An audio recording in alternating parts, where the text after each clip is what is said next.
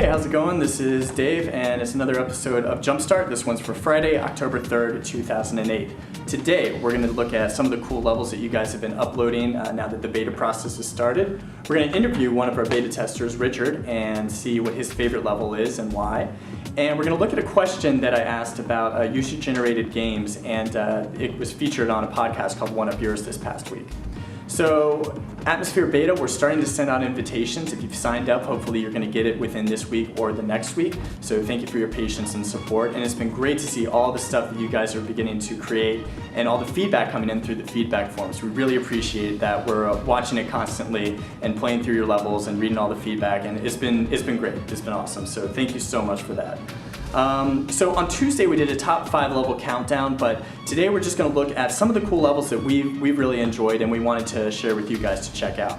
So let's start with one called Ascent to Hell by Mario, and this is a really ironic postmodern level. It's basically one huge vertical level that winds around the central column, and it has some pretty challenging parts. I mean, you're on your way up to hell after all, right? So, but I was kind of disappointed to find a finish flag at the top. I was expecting, since you're going up to hell, that you'd climb up all this way, 100 floors, and then there wouldn't be anything at the top. There'd just be like a bird shooting a fireball in your face or something like that, but it's a minor flaw, whatever.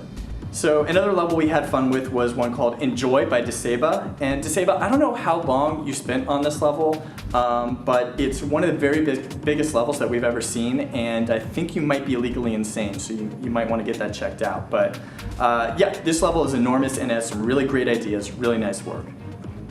So if you've been playing, you might have seen like 50 or so levels made by some guy called Okaysamurai, and I'm not gonna lie, that's me. I was trying to fill up the server and test things out before the beta process, but I'm not gonna mention any more levels that I've made except for this last one, and that's called Genesis Fortress. And it's a huge freaking castle that requires you to explore around and find a ton of power-ups so you can run and jump over to new sections. And if you want to make your own castle, you can check out the Large Castle template. It's basically a blank version of this castle for you to mess up and add your own stuff inside to make it your own. Now that's what I'm talking about. In terms of making the level, is it very collaborative? My son, if he was here, would say, "Where's the violence?" Yeah. Are the blocks interactive? If I step on one, can I play a music file? Yes. Or can I play an audio podcast or something like that? Now that's what I'm talking about. Hey, I'm here today with Richard, and he's been testing the game a little bit and wanted to talk to him a little bit about what he thinks about it. So, what's your favorite level you've played so far, and why do you think that is? I think by far my favorite level thus far is the 5-minute level. 5-minute level, yeah. The one that apparently Martin actually did make in 5 minutes. He made it in 5 with minutes. the copy-paste tool. That's right. And actually I've noticed a couple places throughout where, oh, this is how I get to the next level, because I've seen this exact pattern of stones and credits before. Yeah, yeah. So it was actually helpful. Yeah. In getting through the level. I still haven't even beaten it. Oh, okay. It takes quite a while.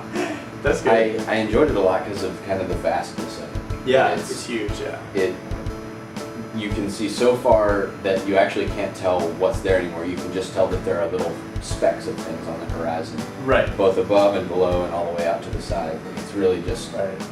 It feels much more like a world than a lot of the smaller test levels. Yeah, exactly. That sense of scale, when you see something in the distance and you're like, that looks, how do I get to that? You see a power-up, because you need the jump power-ups in that level, right, to get to the end, which you haven't gotten to yet. Right, and I've found myself, I've gotten several of them, and I find myself above some, so I just dive off, jump all the way down, and it's frustrating to have to work all the way back up. Yeah. But yeah, you didn't have checkpoint flags at first, which made it even worse. Yeah. Oh, that's brutal. Yeah. So. It's not very nice. No, it wasn't. No, I mean that was kind of sadistic actually.